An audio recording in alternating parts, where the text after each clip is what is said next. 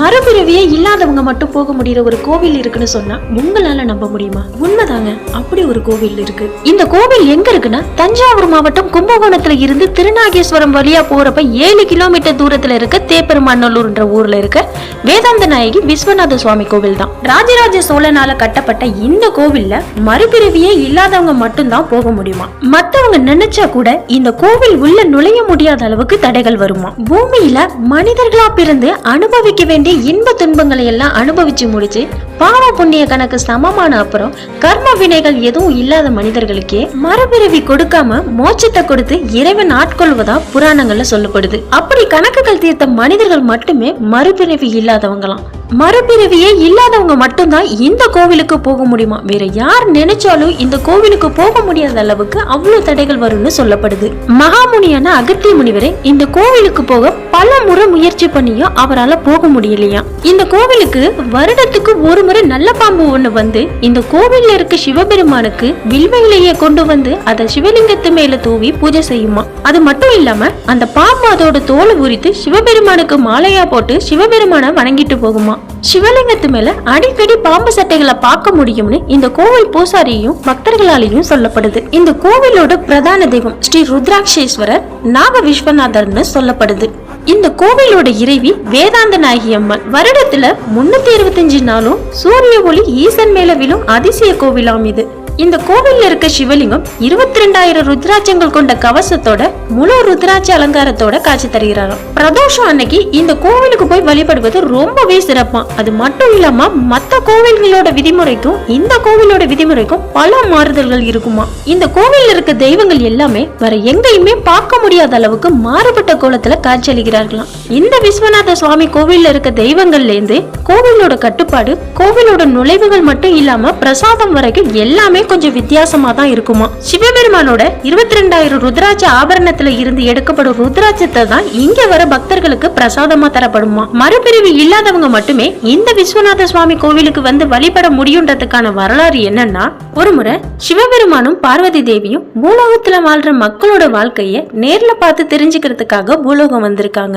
அப்போ மறுநாள் சிவபெருமான சனி பகவான் பிடிப்பதற்கான நேரம் இருந்ததால சனி பகவான் சிவபெருமானையும் பார்வதி தேவியும் தொடர்ந்து அவங்க பின்னாடியே பூலோகம் வந்திருக்காரு. அத பார்த்த பார்வதி தேவி சனி பகவான் கிட்ட, சனி பகவானே ஏன் எங்களை பின்தொடர்ந்து வரன்னு கேட்டிருக்காங்க. உடனே சனி பகவான், அன்னையே நான் இறைவனை பிடிப்பதற்கான நேரம் வந்து விட்டது. நாளை காலை 7:15 நாளிகை பொழுது மட்டும் அவரை பிடித்துக் கொள்ள போகிறேன்னு சொல்லியிருக்காரு. அதை கேட்டு கோபமான பார்வதி தேவி, சனி பகவானே இறைவன் உனக்கு அளித்த பணியை செய்கிறேன் என்று ஈசனையும் பிடித்து துன்புறுத்த நினைக்கிறாயே, நீ செய்வது சரியான்னு கேட்டிருக்காங்க. அதுக்கு சனி பகவான், தாயே இறைவன் எனக்கு அளித்த பணிக்கு என்றும் நான் நன்றியுடையவனாய் இருக்கிறேன். அதேவேளை இறைவன் எனக்கு உருவாக்கி கொடுத்த விதிகளையும் பின்பற்றி நான் என் பணியை செய்து வருகிறேன். அதில் இறைவன் வேறு மக்கள் வேறு என்று எந்த வேறுபாடும் இல்லை. நீதிக்கு முன்பு அனைவரும் சமம்தானேன்னு சனி பகவான் சொல்லியிருக்காரு. பார்வதி தேவியும் சனி பகவான் கிட்ட, நாளை காலையில இறைவனை எப்படி நீ பிடிக்கிறேன்னு நான் பாக்குறேன்னு சொல்லிட்டு அங்கிருந்து போயிட்டாங்களாம். மறுநாள் காலையில சனி பகவான் சிவபெருமான் இருந்த இடத்துக்கு வரத பார்த்த பார்வதி தேவி சிவபெருமான அங்க இருக்க அரச மரத்துக்கு பின்னால மறைந்திருக்க சொல்லியிருக்காங்க. சிவபெருமானும் மரத்துக்கு பின்னாடி மறைந்து நின்றுருக்காரு. அதை பார்த்த சனி பகவான் அந்த மரத்தை பார்த்தபடியே தூரத்திலேயே நின்றுட்டு இருந்திருக்காரு. 7:15 நாளிகை பொழுது முடிந்த அப்புறம் பார்வதி தேவி சனி பகவானை பார்த்து, நீ சொன்ன நேரம் முடிஞ்சிருச்சு, இன்னைக்கு உன்னால இறைவனை பிடிக்க முடியாம போயிடுச்சுன்னு சொல்லியிருக்காங்க. அதுக்கு சனி பகவான், அன்னையே நான் இறைவனை பிடித்திருந்ததால் தான் அவர் அந்த மரத்துக்கு பின்னாடி 7:15 நாளிகை பொழுது மறைந்திருக்க வேண்டியதாயிற்று. இப்போ அந்த நேரம் முடிந்து விட்டது, நான் வருகிறேன்னு கொஞ்சம் ஆணவத்தோட சொல்லிட்டு கிளம்ப நினைச்சிருக்காரு. அப்போ அரச மரத்துக்கு பின்னாடி இருந்த சிவபெருமான் சனி பகவானோட பேச்சை கேட்டு கோபமாயிருக்காரு. அதுக்கப்புறம் சிவபெருமான் மகாமந்திர பைரவரா தோன்றி சனி பகவானை தூக்கி சனி பகவானோட உடலை 2ஆக பிளந்துட்டாராம். அதிர்ச்சியான சனி பகவான், இறைவா நீங்கள் கொடுத்த வேலையை செஞ்சதுக்கு எனக்கு ஏன் இந்த தண்டனை? நான் என்னோட வேலையை செய்யலைன்னா ஆணவக்காரர்களும் கொடுமைக்காரர்களும் அதிகரித்து விடுவார்கள். நான் அன்னையிடம் ஆணவமாக பேசியதை மன்னித்து என்னை முன்பு போல பணி செய்திட உதவுங்கள்னு சொல்லியிருக்காரு. பார்வதி தேவியும் இறைவனிடம் சனி பகவானை துன்புறுத்த வேண்டாம்னு வேண்டியிருக்காங்க. அதுக்கப்புறம் 2ஆக பிளந்த சனி பகவான் உடலை சிவபெருமான் ஒன்றாக்கினாராம். அப்போ அங்க வந்த நாரதர், இறைவா சனி பகவானை 2ஆக பிளந்த பாவம் தங்களை தொற்றிக் கொண்டது. அதிலிருந்து விடுபட தங்களின் 12 ஜோதிலிங்க உருவத்தினை ஒரே இடத்தில் நேரில் பார்க்க வேண்டும்னு சொல்லியிருக்காரு. சிவபெருமானும் அந்த இடத்துல 12 ஜோதிலிங்கங்களையும் காட்சியளிக்க செய்தாராம்.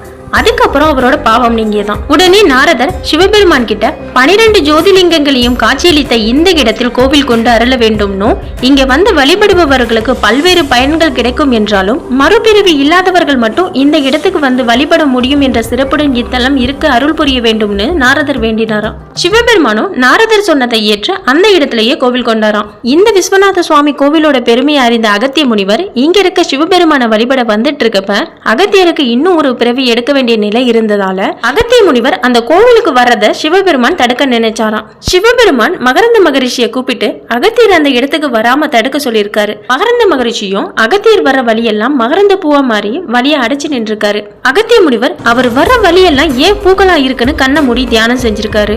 அப்போ வர வழியை மறைத்திருப்பது மகரந்த மகரிஷின்னு தெரிஞ்சுக்கிட்டாராம். உடனே அகத்திய முனிவர் மகரந்த மகரிஷியே உடனே இந்த இடத்தை விட்டு அகன்று இறைவனை வழிபட என்னை அனுமதிங்கள்னு சொல்லியிருக்காரு. ஆனா மகரந்த மகரிஷி அந்த இடத்தை விட்டு விலகலையாம். இதை பார்த்து கோபமான அகத்திய முனிவர் மகரிஷியே இறைவனை வழிபட செல்லும் என்னை தடுத்ததால் மலர் போன்ற உன் முகம் சிங்கம் போல் மாறட்டும்னு சாபம் கொடுத்திருக்காரு. அவரு சாபம் கொடுத்த மாதிரியே மகரந்த மகரிஷியோட முகம் சிங்கம் போல மாறிடுச்சான். மகரிஷி அவரோட நிலையை பார்த்து வருந்தி அகத்தியரே நான் வேணும்னே உங்களை வழிமறைச்சு நிக்கல. மறுபிறவி இல்லாதவங்க மட்டுமே இந்த கோவிலுக்கு வந்து இறைவனை வழிபட முடியும். உங்களுக்கு மறுபிறவி ஒண்ணு இருப்பதால இந்த கோவிலுக்கு உங்களை வர முடியாதபடி செய்ய சிவபெருமான் என்ன பணித்தாருன்னு சொல்லியிருக்காரு. மகரிஷி சொன்னதை அகத்திய முனிவர் கேட்டதுக்கு அப்புறம் அவரோட கோபம் குறைந்து மகரந்த மகரிஷியே இந்த உலகத்துல யாருமே வழிபாடு செய்ய முடியாத பொருட்களை கொண்டு இந்த கோவில்ல இருக்க சிவபெருமான வழிபட்டா நான் கொடுத்த சாபம் நீங்கும்னு சொல்லிட்டு வந்த வழியே திரும்பி போயிட்டாராம். அகத்தியரோட சாபத்தால சிங்கமுகம் பெற்ற மகரந்த மகரிஷி தினமும் அந்த கோவில்ல இருக்க சிவபெருமானுக்கு புதிய வகை பூக்களை கொண்டு வழிபாடு செய்தாராம். இன்னைக்கு ஒரு வகை பூக்களை வைத்து வழிபாடு செஞ்சா மறுநாள் வேறு ஒரு பூக்களை வைத்து வழிபாடு செய்வாராம். இந்த வழிபாடு கிட்டத்தட்ட 50 ஆண்டுகளா தொடர்ந்ததாம். ஒரு நாள் மகரந்த மகரிஷி சிவபெருமானுக்கு தண்ணீர் ஊற்றி சுத்தம் பண்ணிட்டு இருக்கப்ப மகரிஷியோட கழுத்துல இருக்க ருத்ராட்ச மாலை அருந்து சிவலிங்கத்து மேல விழுந்திருக்கு. அப்போ ஜோதி வடிவத்துல சிவபெருமான் மகரந்த மகரிஷிக்கு காட்சி அளித்தாராம். இத பார்த்து மகிழ்ந்த மகரந்த மகரிஷி ஒரு முக ருத்ராட்சம் முதல் 14 முகம் கொண்ட ருத்ராட்சம் வரை அந்த சிவலிங்கத்துக்கு முன்னாடி வச்சு வழிபாடு செய்ய ஆரம்பிச்சிருக்காரு. 14 முகம் கொண்ட ருத்ராட்சத்தை வச்சு வழிபட்டப்போ சிவபெருமான் மகரந்த மகரிஷிக்கு காட்சி அளித்தாராம். சிவபெருமான் சொன்ன மாதிரியே மகரந்த மகரிஷியோட முகம் முன்பு போல மாறிடுச்சான். அப்போ சிவபெருமான் மகரிஷி கிட்ட மகரிஷியே அகத்தியர் கொடுத்த சாபத்தால மட்டும் உனக்கு சிங்க முகம் வரல. கடந்த பிறவியில வேடனா பிறந்த நீ பல விலங்குகளை வேட்டையாடி கொன்று குவித்த. உன்னோட பாவத்துக்கு தண்டனையாதான் அகத்தியர் உனக்கு சாபம் கொடுத்து உன்னோட முகம் சிங்க முகம் போல மாறும் நிலை ஏற்பட்டது. நீ கடந்த பிறவியில கொன்ற விலங்குகள் எல்லாம் உன் மூலமாகவே பூக்களா தோன்றி உன் மூலமாகவே என்னை வந்து சேர்ந்துருச்சு.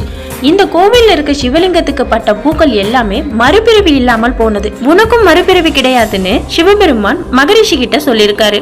அதுக்கப்புறம் மறுபிறவி இல்லாத நிலைக்கு உயர்த்திய சிவபெருமானுக்கும் அகத்தியருக்கும் மகரந்த மகரிஷி நன்றி சொன்னாராம். மகரந்த மகரிஷி சாப விமோச்சனம் பெற்ற இந்த விஸ்வநாத சுவாமி கோவில்ல மறுபிறவி இல்லாதவங்க மட்டுமே வர முடியுன்றதை இந்த கோவிலோட தனி சிறப்பா சொல்லப்படுது. இந்த கோவிலுக்கு வரவங்களுக்கு வில்வ இலையும் ருத்ராட்சமும் பிரசாதமும் வழங்கப்படுமா. மறுபிறவியே இல்லாதவங்க மட்டும்தான் இந்த விஸ்வநாத சுவாமி கோவிலுக்கு போக முடியும்னு மத்தவங்க யார் நினைச்சாலும் போக முடியாதுன்னு சொல்லப்படுற இந்த கோவிலுக்கு யாராவது போயிருக்கீங்களா? அப்படி இல்லன்னா போகணும்னு நினைச்சு போக முடியாம போயிருந்தா அப்படி யாராவது இருந்தீங்கன்னா கமெண்ட் பண்ணுங்க. இந்த விஸ்வநாத சுவாமி கோவிலோட சிறப்பு கேட்கும் போது ரொம்பவே ஆச்சரியமா இருக்குல்ல. உங்களுக்கு யாருக்காவது மறுபிறவி இருக்கா இல்லையான்னு தெரிஞ்சுக்கணும்னா இந்த கோவிலுக்கு ஒரு முறையாவது போய் இந்த கோவில்ல இருக்க சிவபெருமான தரிசனம் பண்ணிட்டு வாங்க.